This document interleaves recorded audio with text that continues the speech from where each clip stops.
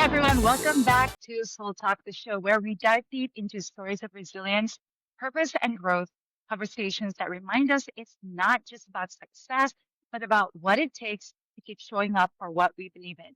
And today's guest is someone who truly embodies the entrepreneurial grit.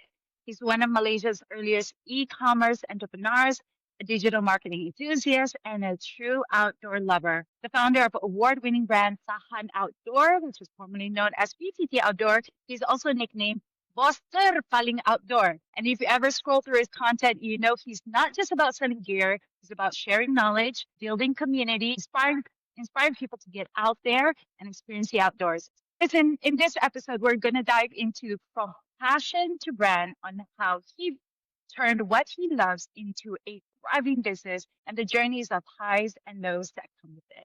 Now, joining me on Soul Talk, Mike Chu. Welcome, Mike. Hey, thanks for having me. I heard the questions will be quite intimate and personal, so I'm pretty excited to open up my Yeah, I'm thoughts. excited. I'm so looking forward to this chat. I know that we've known each other for quite some time now. We've rocked it Yep, together, but yep. I don't think I've heard the full story of how it all started for you. I think a lot of people haven't because I never share out the I guess entrepreneurs they don't like to share out the dark sides. They only share out the good Mm. sides, and it's a very common thing. Pretty much like an IG, you see the highlight reels. Not a Yes. lot of people know what's going behind it, right? Oh yeah. Oh So yeah. now getting to know you, one of founders to for Tahan Outdoor, but Mm-hmm. most founders, right, that run towards startup hubs like the big cities, KL, Singapore, even Penang. Mm-hmm. But you went the other way. You know, you built Tahan or PTT Outdoor from equal. Mm-hmm. Was this just a stubborn defiance or was this just a strategic brilliance? What did staying out of this noise, made it different for you? Yeah, I think it was a combination of both, and there's the pros and cons side of things. Not gonna lie, and I'll start with the cons first. Being in small town of Ipoh, it Mm, was more rental friendly and cost friendly, especially for e-commerce business. Because when we started, we know that we want to go global, not just Malaysia, but we want to go global. But you start with Malaysia first. And being in Ipoh is more cost effective because again, the whole business was we never raised funds, we bootstrap, it was our own money all the way. So cost is always a thing. If we were to move to big cities, number one, the cost of rental of a warehouse would kill us immediately. And then the cost of talent, they don't come cheap, especially when you're at the beginning, you need to do a lot of things yourself. So you need to be scrappy. In big towns, I understand there are a lot of talents, but they don't come cheap also. So at the beginning phase of our business, it was very strategic. It was fully strategic. We were still testing our ground. And I also recommend people let's just say if you're in a small town and you're starting an online business, who your customers is not just from that town, but outside from that town as well. Malaysia, or global as a matter of fact, just start there is fine. If you can make it from the small mm, town, build yourself to be strong enough so that you can make it to the big town. Now, the cons on the other hand is that you also get lesser customers. If your business is only based on that town, then you only have that 50,000 people, let's say. And finding experienced talent who will grow the business with you is a bit difficult. You will not a bit difficult, very difficult because you will have to guide them, and you will have to mm, have the patience. So you sacrifice your speed of growth for mm. saving costs. So at the beginning of businesses, it's always like that. But eventually, let's face it, you will need to have talents which is good enough. And I think I was really stubborn because Mm. I kept thinking that, okay, you know what, I'll just pull people back from KL. They want to stay in Ipoh. They want to stay with their parents and all that. And recently I found out, okay, that's not true. They just want to be in KL and be with their friends and all that.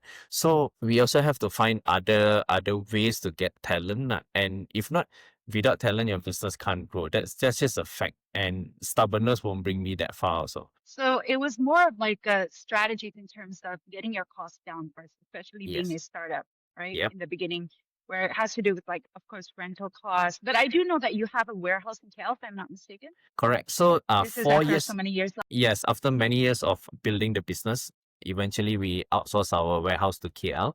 And again, that is because of efficiency and also speed and also scalability of the business. Because the moment you outsource your warehouse, especially in e-commerce. Mm, Let's say today you have um 50,000 worth of stock, so you put it in one shop lot.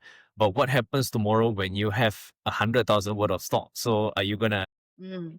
go rent another house over there, and then you have three times the stock, so you need keep renting houses in Ipoh. So the whole movement thing makes things very inefficient, and that's why we decided, you know what, we just gonna outsource the warehouse, and focus on what we Mm. are good at, which is coming up with the product and doing doing what we do best is always about the product side of things. Doing what you do best, which is actually creating the product. So I don't think we mentioned, you mentioned just now, when did you actually start? What Uh, year we was that?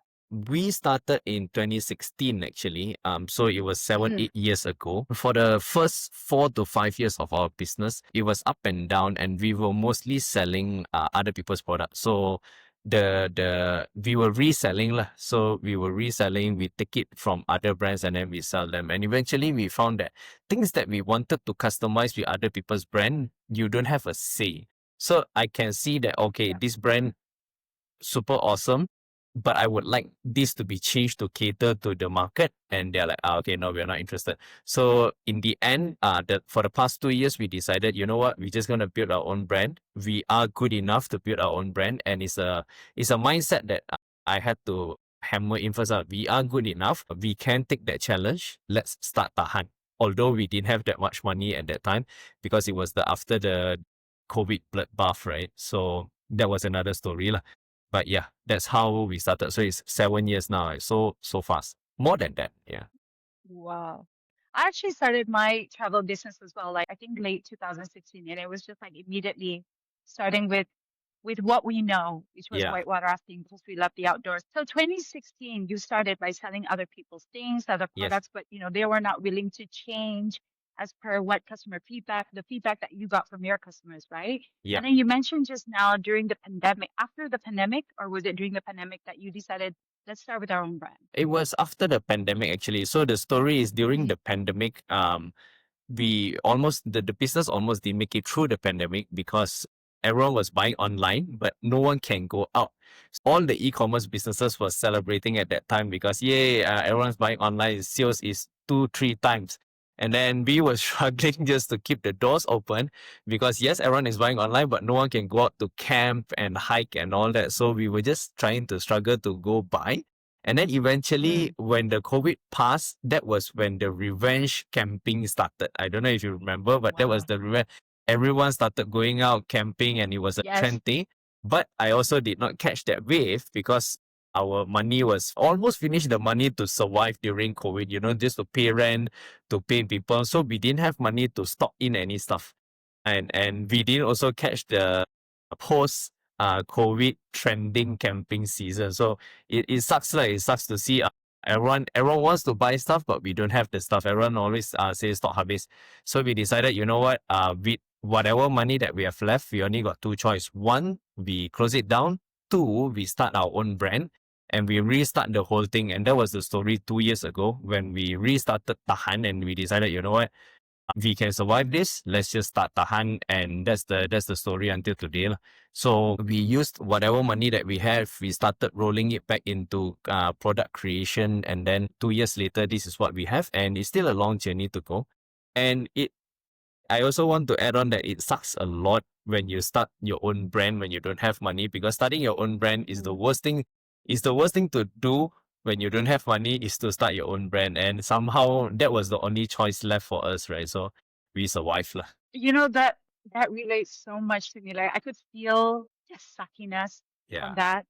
Like there's that trend that's yeah. happening, But you and can't then sell you're anything. Yeah, I can feel that so much. But hey, you're still here, and you did we are. mention that it was 2 years ago when you started Mm-hmm. Tahan, like Tahan as Yeah. product, right? But just recently, I saw on your socials that you prior to this, it was PTT Outdoor. That was the brand. That Mm-hmm. was the house for all the products that you were selling, Yep. including the Tahan product. But just recently, you did a whole shift, a whole rebrand from PTT Outdoor to Tahan. Mm-hmm. So how was that shift for you? Like, what part of you had you had to let go to fully become Tahan? I think it's about the PTT Outdoor. How I feel is that PTT Outdoor supported us all the way until this level. but I did Mm. not have enough confidence with TAHAN that I am Mm-hmm. willing to drop PTT Outdoor. So if you, in a realistic way, I see PTT Outdoor as a crutch that is still Mm-hmm. there. And one day I spoke with my partner, and then we realized that for as long as we are still holding on to PTT Outdoor, we will never be TAHAN, because the mindset has to shift. PTT Outdoor and TAHAN is two very different things. PTT Outdoor is a reseller.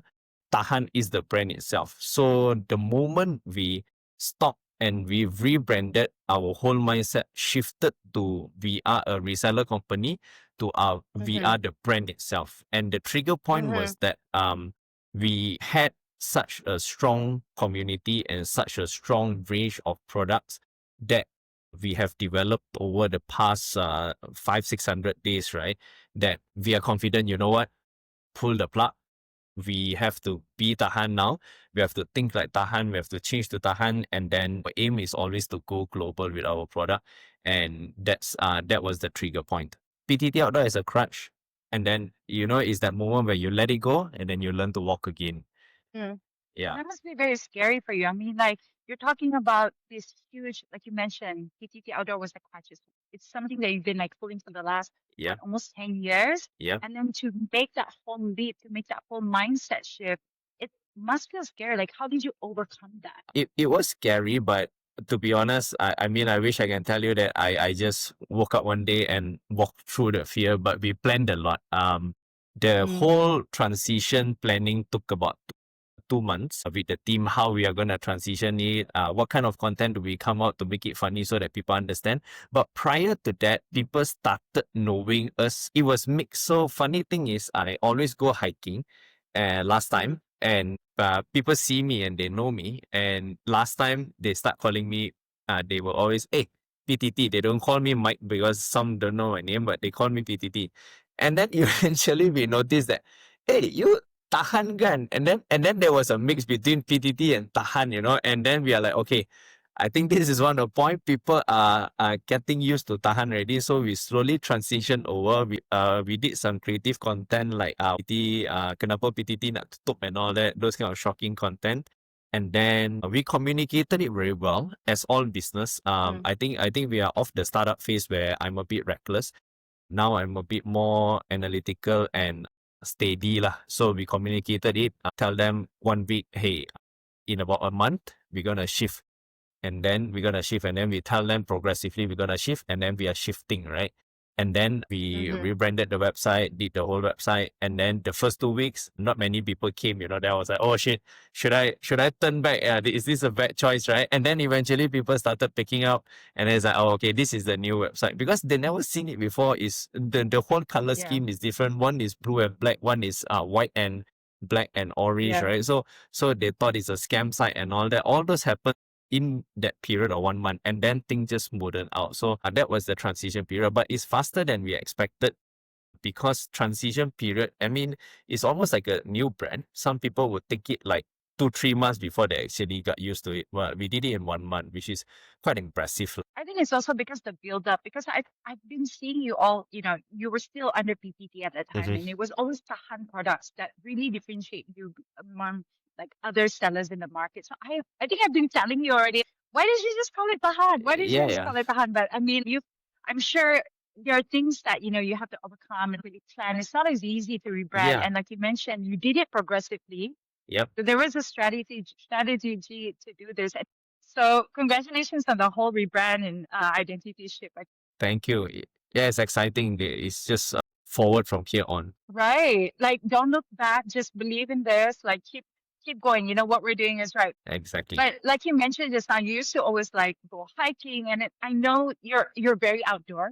Mm-hmm. Danielle himself has given you the moniker Buster Falling Outdoor. There's no Yep. doubt about that. Undisputed. Yeah. Thanks to Danielle for giving that moniker, the nickname. Anyway, so people say this to me as well. I love my passions in sport as well. Like Mm-hmm. I love being in the outdoors. I have a travel company. I love martial arts. I'm an athlete. But Mm-hmm. people often say, don't turn your passion into a business or you end up resenting it because Mm-hmm. there's another layer to doing what we do, right?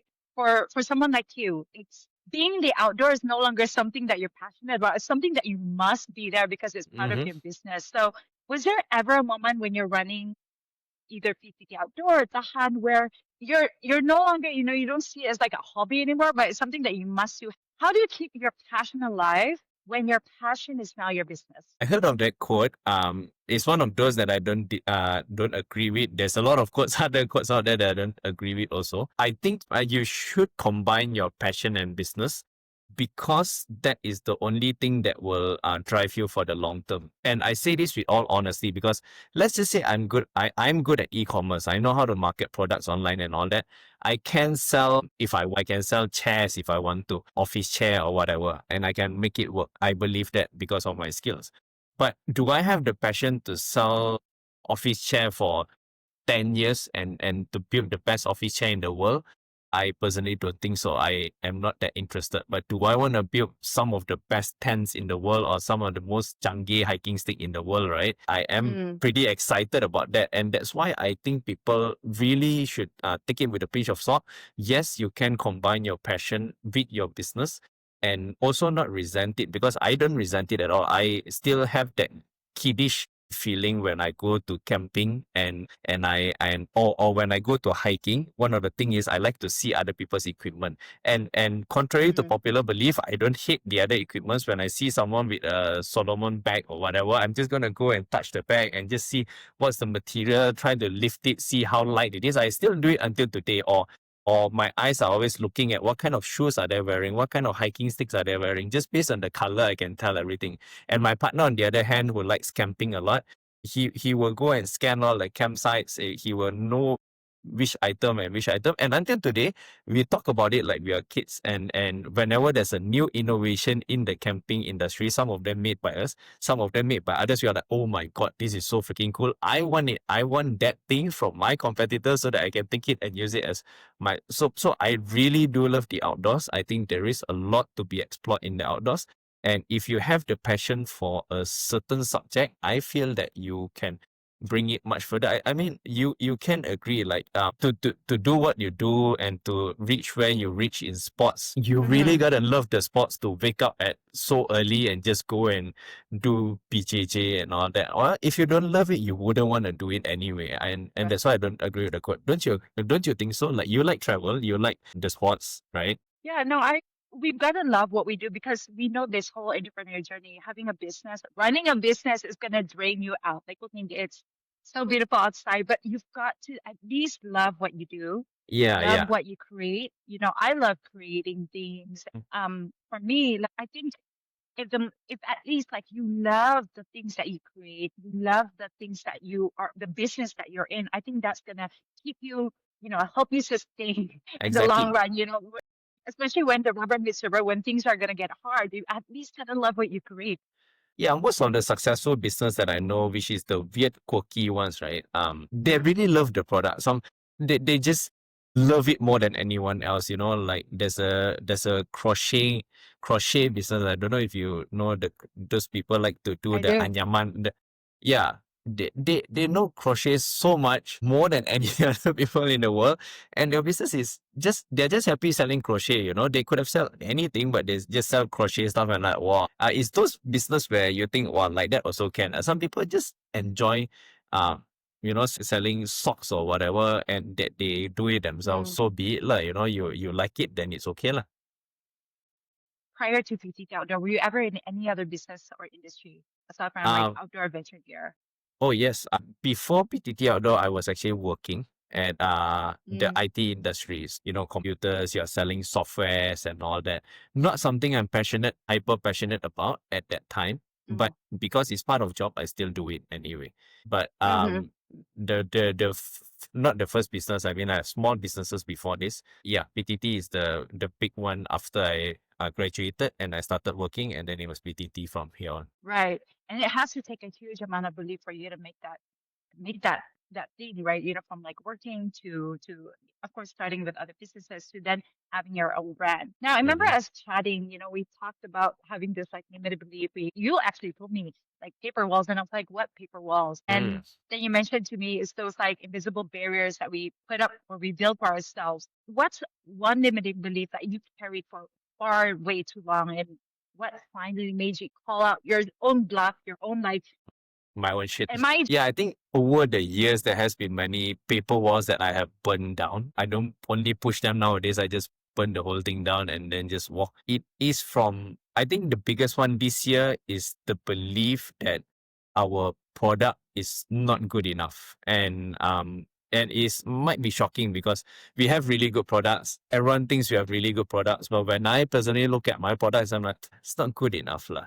And when people started telling us how good our product is, how it was very functional for them, how much they love it, then that was another paper wall that I burned, and I tell myself, you know Mhm. what, we are meant for bigger, not just Malaysia. We don't only have to serve the Malaysian market.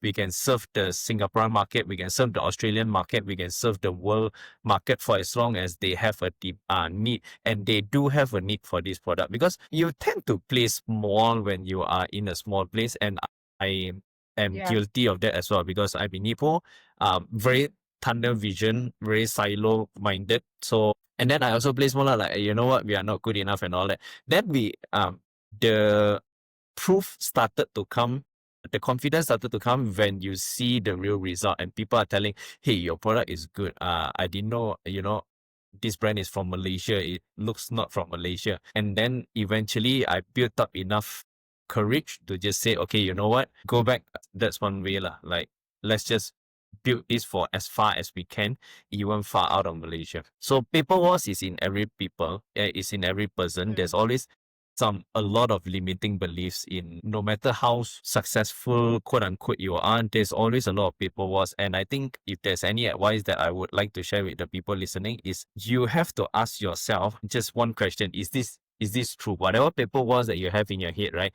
Is this true? If you're not, let's say you think you're not successful enough, is this true? What is successful? If you think you're not good looking enough, is it true? If you think you're not good looking enough, go Google normal looking people and you're like, okay, I look normal. Okay. So you just gotta keep pushing the paper walls by asking yourself and keep challenging the Mhm. questions that you have in your head. So yeah, that's how I break my paper walls, and there's many more to break as well. So it's constant self-reflection and like really Always.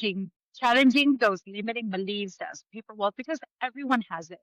I think I Oh, told you also, everyone. I've seen Yes. someone who's a CEO of an MNC company was just saying that for all these years, she's been CCTVing on LinkedIn, but never really posted anything herself because it was that paper walls with that limiting belief that's Oh stopping yeah. her. And Yeah. I love what you shared, that advice of just challenging that. Yeah. I think even if you try to launch a new event or something like that, you'll be like, people don't want to join this. And then I think you just gotta tell yourself, how would you know? Just launch it first lah. If people don't want to join, then we'll figure it out behind. I love what you mentioned about how the confidence started to build when people were telling you how amazing the product Tahan is. And Tahan has not just been a product brand, you've actually Mhm. built a community out of it. Mhm. So was there a specific moment when you realized, you weren't just selling outdoor gear adventure anymore? What you're actually building is, so much bigger than that, a movement, a community. Yeah, the community part was not part of the plan, to be honest. I just wanted to build a brand, and the community part came after the brand. So the brand was good enough. So the community followed along. What I didn't realize is that the community it's just they didn't have a place to say their, uh, to show their product. So I think one thing we did is we gathered all the community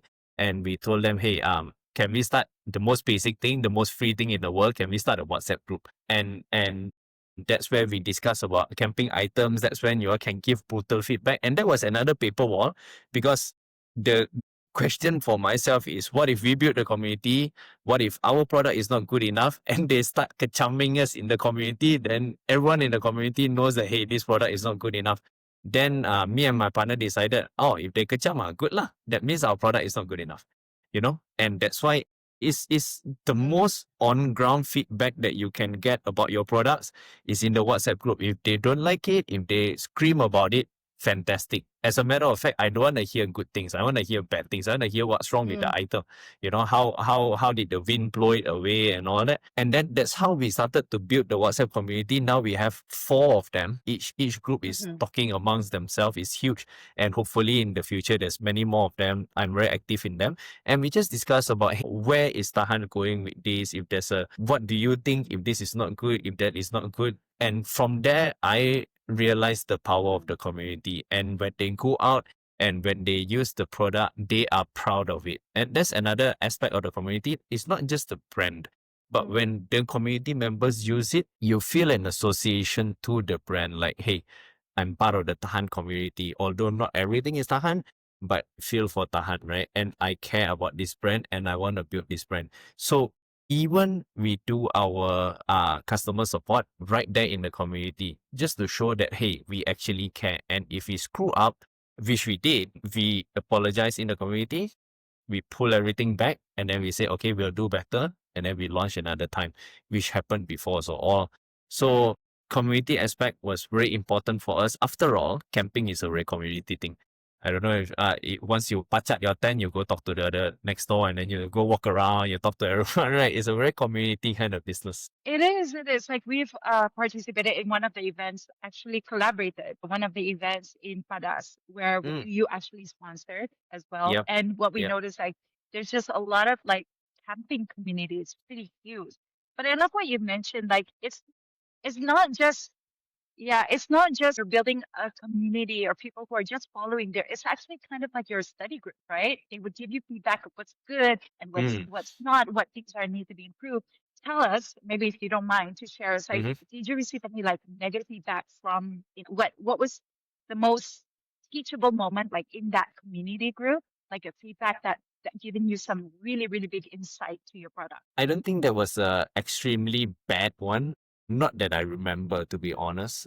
Because we always do QC with our product before we launch. But if there is any, which I don't remember now, the super bad one, but if there is any, what we do is we immediately address it right at the community itself, right in the WhatsApp group, and to the point where I will come out and address it as the business owner, because the brand is ours and we take ownership also. So in that sense, if there's any, which opens up the community to actually allows them to just say it. If you don't like it, right? If you don't like it, if it's not bright enough, if it's not tall enough, just give us feedback and we'll take it.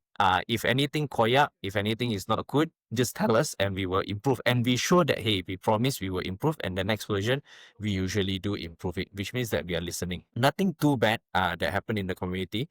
And I think the point where I always make a point to come out and engage with the community makes all the difference, because it's like I'm on ground, I'm here with you, and I want to build this with you.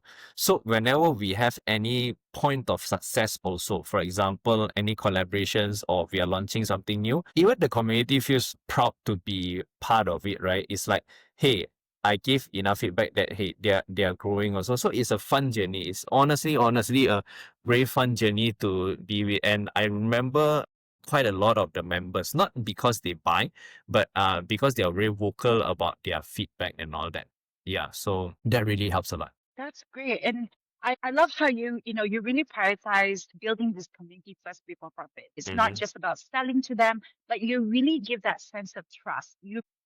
Now, it's been such a huge success, like you having this community. Maybe you can share a bit, like what was that journey like building that community? At first, it was some unintentional thing, but I think this is very important for those aspiring entrepreneurs or startup founders. Learn from you on how getting to know your customer directly really is beneficial, not just on having that following, but also great for your product as well. But tell us a little bit, one to two tips that how did you end up building that community for yourself?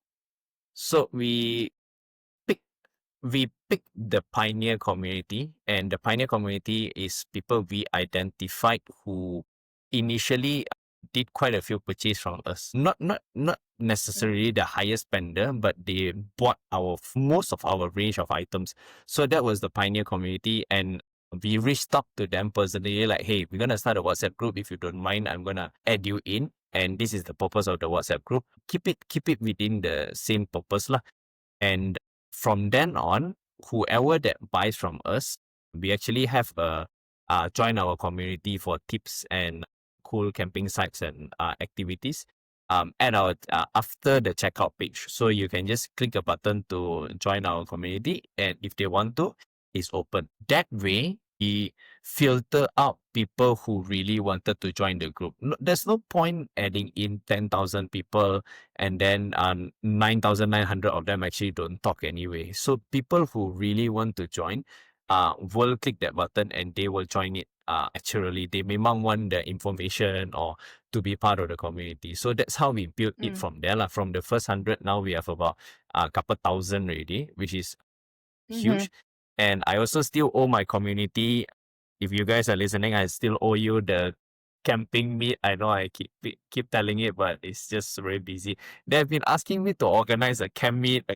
So I can actually imagine with the amount of people we have, we can camp meet like the whole peninsula and Sabah Sarawak also. Every single week there's a couple thousand of them in from the whole of Malaysia. So I want a community-led kind of event, but I know it's gonna be a lot of work. But it's gonna be so cool because it's like you can do one in Sabah, you can do one in Kuching, you can do one in all the main towns. It's gonna be so cool. Next year lah, this year tak sempat. That's amazing. That's amazing. And you're mentioning like even your community will get like first-hand update, like not only just tips, but like first-hand update. You have a big collaboration happening, which we're gonna be talking later. And with Yeah. all these successes that you have, right, there's also the scars, right? Mm-hmm. It's the war, it's a battle out there when it Mm-hmm. comes to like entrepreneurship. And we've Oh yeah. known, like been building this since like 2016. So Mm-hmm. what I want to know from you, Mike, what's your war story? What was those like near death moment in business? Was it some kind of like partnership fallout? Was it like 3 a.m. panic attack? What was it? Well, I had I actually for me, I think on the good side, I never had a partnership horror stories. I have a partner. This part a lot of people don't know, but Jason, and he's also part of the guy who is in charge of product, and I am very very extremely grateful for Jason because I hear all those horror partner stories where they run away with your money and they leave you when it's the darkest time. Never happened to Jason. He's just there, steady guy. So if there's one thing to be grateful for, definitely him. But I think my biggest war story would be at the COVID times because that was hard to keep the doors open and hard to just keep the business running because there was no one buying. Sales was zero for months, and it felt like it never ended because you remember they say 14 days, after 14 days another 14 days, after 14 days another 14 days, and then you just imagine like will this even end, and let's just end the business lah. There's no point running it anymore. And then after that was worse because we didn't have that much cash. We still had people, but we didn't have that much money. So we had to scramble and try to get whatever that we have left after the COVID. So I think that was my battle scar, which was left until today, that I'm very conscious with how we spend the money in the company. And I think even small spendings, right? Like, okay, is it necessary? Do we need that? Maybe we don't. Can we do it another way? Some companies might be more willing to just say, let's splurge it on this, or let's get a really expensive influencer or anything. And for me, I still think like, can we do it another way? So that money thing is that's another paper wall also. I try not to be too kedekut, to put it in a not so nice term. I think I try to be more efficient with money, and that's a scar that was left like that almost really almost ended the business. But other than that, fortunately no one ran away with the money, and yeah, I think it's as good as a business can be already. So definitely, the pandemic has really has drained out so many. And Mm-hmm. congratulations to you, and also to us, being in the travel Yeah, industry, well adventure done. business, post Yeah, COVID, we yeah. survived.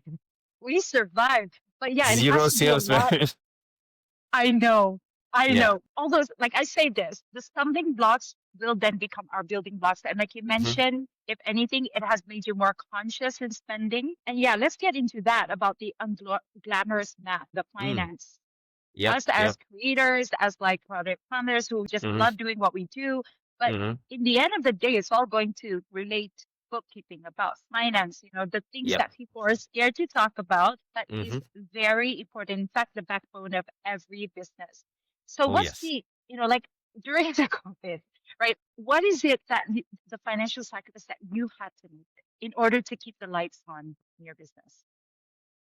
Early days, the sacrifice started even from the early days. And I say this because as the founder, I took very less salary at that time, you know, just to keep the business running because we were just starting out. So and then you start comparing with your friends who graduated at the same time with you and who is working in a bank or working in a big city, and you kind of doubt yourself like shit like, why am I doing this, right? Because you take just so less money, you don't have enough, you just have enough to scratch by only. And that goes for both. And then me and Jason also, because he also took a minimal amount after COVID, just so he can make it through at that time.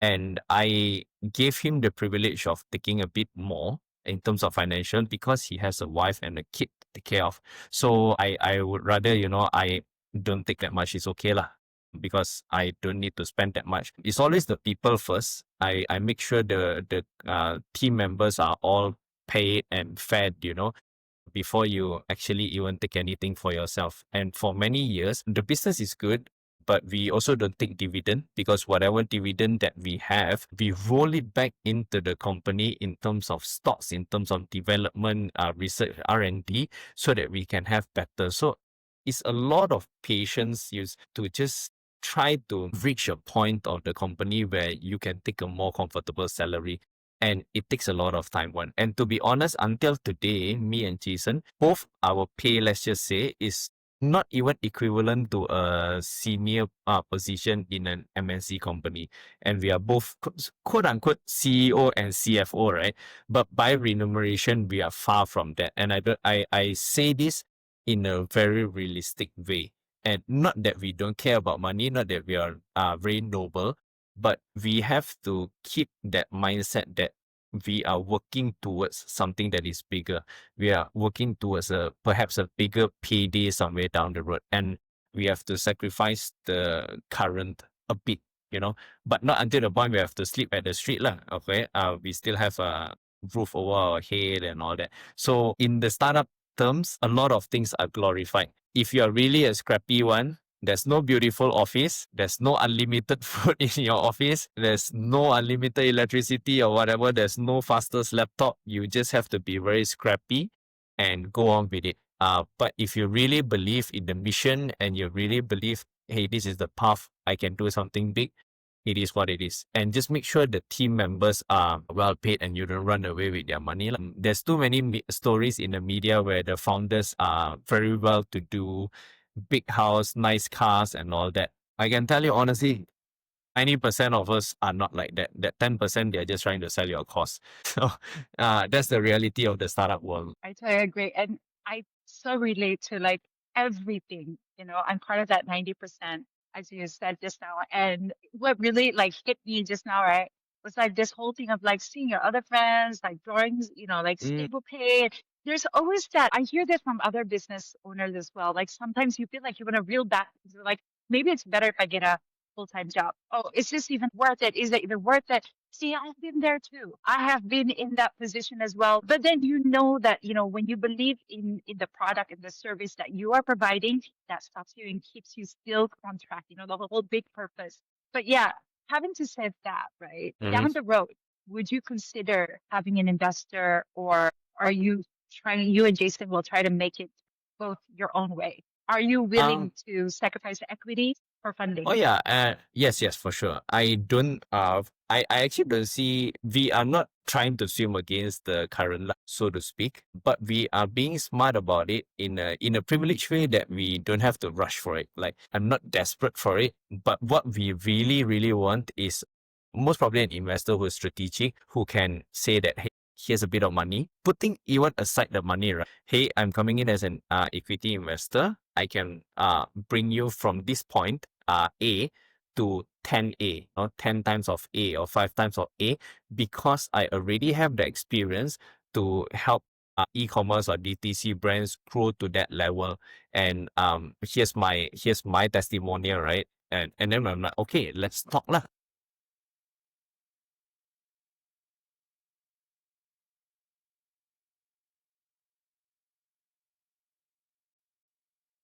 Mm,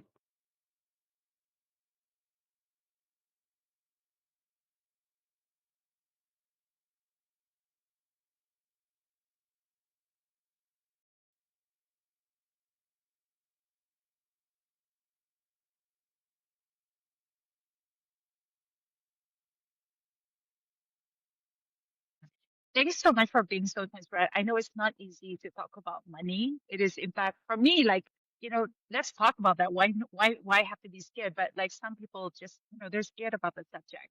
But right, paper walls once again. Let's burn those paper walls. Now, something I've always admired about you, Mike, like I see those content coming out, like both from right now from PPT Outdoor, Tahan, and you, Boss the Falling Outdoor, by the way, guys. That's his Instagram handle is Boss the Falling Outdoor, kan? I know you changed it, and TikTok as well. Okay. So something I admire about you, Mike, is how Tahan really tells stories differently. Like I love the content that you guys are turning out. You really nailed this. I don't know if you had that same feeling that I had, like again, paper walls, like to create content, right? Like we're already above all else, we have to do this, and then we have to act a certain way in front of the camera. But it was so natural for you. So I'm gonna ask, what was one piece of content you thought you were gonna really crush it, but then unexpectedly went viral? Did that happen? Did you have your viral moment?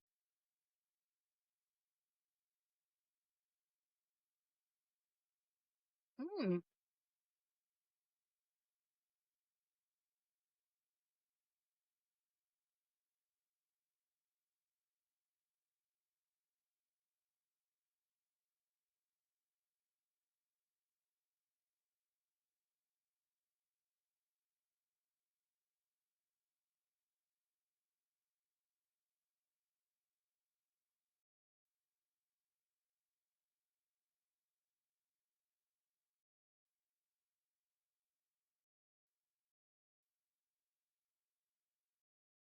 mm-hmm.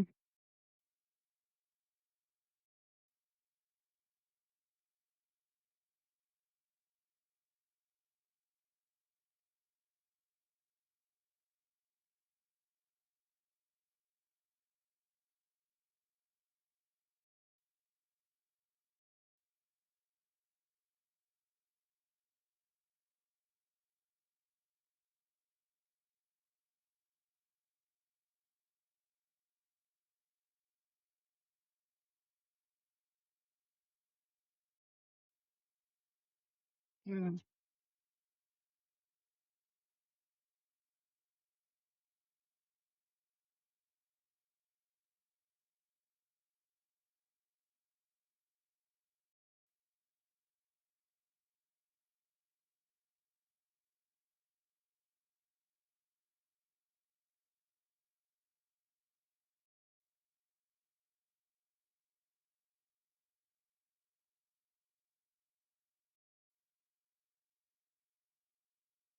Yeah.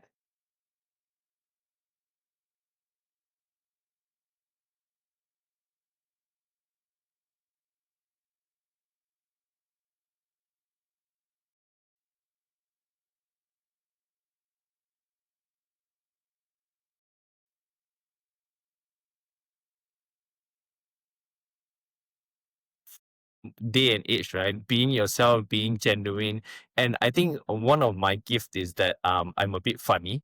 So in front of the camera, it was not hard for me to be funny. It was not hard for me to think about jokes and all that and just be funny when the camera is rolling. So it was quite easy. And then people started resonating. I was like, oh, lawak ke? Okay, I didn't know, but cool.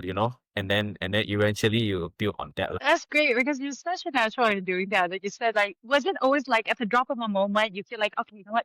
Like, put on the camera. Like, I'm feeling something. I have an idea for this. Like, what was your thought process or your strategy going, creating so much content?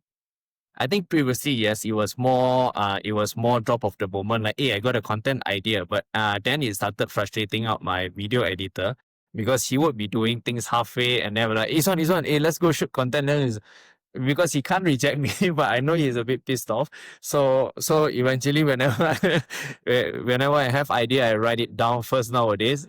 Yeah, yeah, and then I just batch process it along the way. So idea one, idea two, idea three. Nowadays we are more strategic, but last time it's just content idea, let's go, and he has to drop everything he's doing just to edit one content. So it was not so efficient for the company lah. But now we are more natural at that already. Creating content is almost second nature for us. I'm always entertained by it. And we got to give a shout out to I think your staff. Aina. Yes, Aina, I know for sure. Aina. So natural. And I think the thing people don't know about me and Aina is even when we are off camera, we have that kind of we, we have that kind of joke chemistry because a lot of the jokes that I do, she gets it. A lot of the joke that she do, I get it. Yeah, That's so cool to yeah, see someone that you vibe with, and it's so natural. You see it yes, on camera. It's just like seeing yeah, you guys do some everyday joke thing. So shout out to Aina for that because I know how intimidating it can be, especially like again, not all founders are able to have that, have someone that they can banter with, someone who can co-host things with them. So what yeah. is your advice to getting founders to start creating content and how important it is that you think in building a brand? Yeah, I think it's especially for small brands is super important because people do want to know your story. So, and I think my advice to the founder is regardless of whether that story gets any engagement or likes and all that, put all of that aside and just start recording why you started that brand and just the story, you know.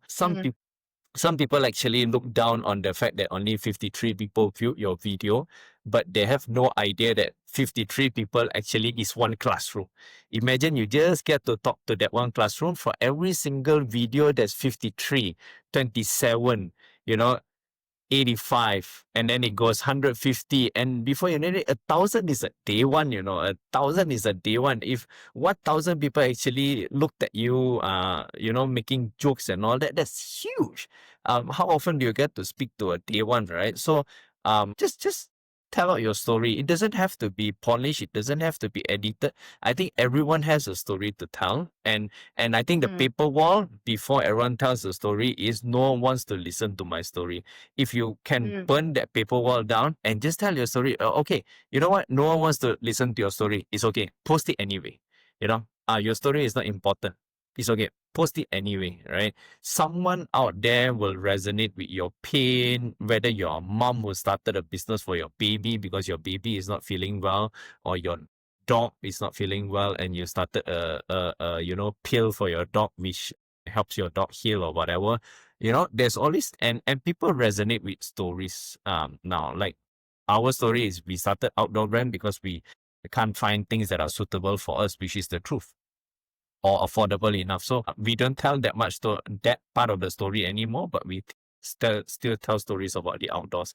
So there's nothing to be scared about. If there's only 23 people watch your stories, so be it. Do again, do again, do again. Yeah. yeah, I think At least that you got that's the 23 secret sauce. fans. Yeah, at least got 23 friends. But I think that's the secret sauce, right? Just do it. Like even if it's just like 10 viewers, like that 10 viewers, it Screw gives it, you that yeah. momentum. I think if we to were be to to be sit honest, down I and don't even care how many people are gonna be listening to this because I'm just having fun, just sharing it. Be it 5 people. I didn't even think of the numbers of people that are gonna be listening to this. Or else I'll be asking you, and how many viewers do you have? How many listeners do you have? mm, Am I gonna waste my time? Screw that. I'm just gonna have fun. right, right. And I think Yeah. the moment that you start, I mean, if even if it's just one viewer, two viewer, whatever the number is like, instead of caring about the metrics, care enough that you did it. And Yes, especially exactly. in this era where it's so easy, like you have ChatGPT, you have AI. And I've always thought about this now, my like with the rise of AI, like I feel like it's this entrepreneurial era because like you can in like a day you can create a Mm-hmm. job of like say 10 people, for example. Yep. Like what are your thoughts Mm-hmm. on that? I think it's gonna be much more efficient. And yes, I think jobs will be lost, unfortunately, to a lot of AI advancement. For me, I think it makes the job more efficient and brainstorming easier, but it won't replace entrepreneur itself, right? Even with video generation, and it's getting better. The voice of genuinity is always there. Like my face can't be replaced by an AI, but eventually I know it will lah. It will, and we have to accept the fact. It's like the early days of internet. First you are in denial, then you are in awe, and then it just becomes a part of life. And this is what I'm seeing with AI as well. It does make it easier for entrepreneurs to start because you have a lot of backup and support. at a much cheaper price, and AI will become cheaper and cheaper along the way to generate videos and all that. It's not that cheap now, but it will become cheaper and cheaper, and it will become a second norm. So that's what I think about it. I am personally very excited. We use it, but not to generate videos yet. We use it for more conceptualizing. That part of the video creation takes time, conceptualizing, coming up with creative ideas and all that. It's never the shooting and the generating, a jet flying over Washington DC or whatever. Those are not what we do. I think at the end of the day, when all this is so rampant, right, creativity still plays a huge role in content. But I'm very, very excited to see what we can do with it. Yeah, I mean, there's the advantage, like you said, you use it for conceptualizing, and there are many other ways that you can use it on like different aspects. In terms of like for me, it's just gonna change the jobs. So there's the ups and the downside of it as well. But I think things are just about to change. But in terms of Mm-hmm. like being like a startup founder, I think it's Mm-hmm. gonna help a lot to Yep. actually like you say, speed up things a little bit faster. Now we Exactly. are almost at the end. Soul Talk's all about sharing about those raw truth stories and with all the success that you have now, knowing where you are right now. If you could burn down one thing about Tahan or business that you Mm-hmm. built right now and rebuild it from scratch, what would it be? I think if I would be rebuilding it from scratch, I would start Tahan from day one itself. The I am not good enough to start Tahan mindset is what I wish I would burn. And if I were to restart again, I wish I didn't do that 5 years of reselling other people's products. Because we are actually good enough to start our own brand, just that we didn't trust enough. So we had to resell other people's product, thinking that theirs is better. Um, but that's not the truth. And if there's one thing that I would do really, really, and do I regret spending that 5 years? I take it as a school of hard knocks, lah, right? And it's better than any degree or that I paid for. But if I were to do it again, I would actually start with Tahan straight, knowing that, hey, I'm actually good enough to do that. And yeah, that's the biggest mindset shift. I think there are a lot of like when we are already past 10 years or whatever some years, that if we were to think about things in retrospect, that we wish we could have started this earlier. But I've always said this, we never know, right? Yep. It had to happen the way I that it didn't had I to didn't know happen. better. Again, we operate based on the information we know. So thank you so much for your honesty and thank you so much for this conversation, Mike. Are there any Thank other you. last words or advice that you want to share to aspiring entrepreneurs out there, maybe your community and followers? I think I shared a lot, but I think just for people who really want to create content, I repeat it again that just go and shoot your content and just post it out. Even if there's 3 people looking, even if it's your mom, your dad, and your brother, so be it. Let them know your story. They will be more than that eventually. And Right, amazing work right. you're doing with your interview podcast as well. I mean, eventually this will become big, and we will be seeing bigger and bigger numbers with you. And I 100% believe in that because it's just all about consistency as well. Amen. Amen to that. Now, before we really, really end, I want to know what's the future for Tahan now that, you have this huge collaboration that's, I mean, I don't know, can I say it? Or maybe you say it? Yeah, we have a collab with Honda, and we will be doing some product collaboration with them. They have a range of motorbikes that are built for adventures. So we are very happy to partner with them to develop products that hopefully just within one motorbike you can go camping by itself. You don't need a car, um, you don't need, like, of course, if you have a family, then that's not possible. But I am trying to reimagine the possibility of 2 person, one motorbike, but you have the whole camping setup. And it enables adventure for so many people. It's not gonna be easy because it's gonna be so compact, it's gonna be so small. And where do you put your table and where do you put your chairs and all that? So it's an exciting problem for me as well. And I think for Tahat as a brand, as a whole brand, we um we are, again, I repeat, going global for definitely sure. Now we are selling in Malaysia and Singapore, and we have plans to expand to other countries as well eventually, because our products can be used for so many different purposes. Even this Honda collaboration will enable us to uh, tap a whole new market that no one has ever tried to solve the problem before. How do you, with one motorbike, go camping for two person? Oh, and then you just start imagining the possibilities, and it's so fun. It is fun. I hope I can crack it. I hope the team can crack it. Wow, wow. I'm so excited, Mike, because I mean it's one of a kind and it's a huge thing. Again, like all the best to you, all the best to Tahan team. Now, thanks so much, Mike, for been real. This has been very raw and very inspiring. So I hope this episode gives a sense of comfort and maybe courage to all entrepreneurs out there who are still grinding, figuring it out. In the end of the day, it's about just doing it, just getting started and showing up because your story shows that growth isn't just about strategy. It's about self-belief. It's about burning those paper walls and seeing the fight long enough. So thank you again, Mike. For those listening, make sure to follow Tahan Outdoor on IG, TikTok, as well as Boston Paling Outdoor also on IG, Instagram, TikTok, and Facebook. And keep up with everything this guy is building. So until next time, this is Soul Talk with Ann Osman.